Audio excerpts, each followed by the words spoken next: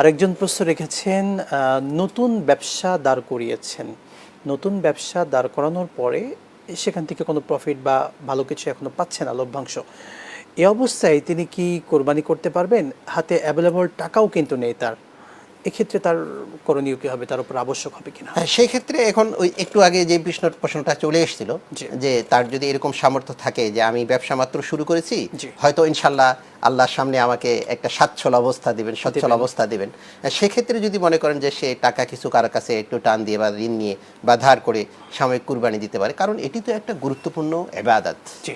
এই ইবাদত থেকে আমরা কেউ যেন বঞ্চিত না হই। রাসূল করিম সাল্লাল্লাহু আলাইহি ওয়াসাল্লাম এই জন্যই বলেছেন যে কুরবানি করার সামর্থ্য থাকলে সেই যেন কুরবানি যদি না করে আমার ঈদগাহেই যেন না আসে।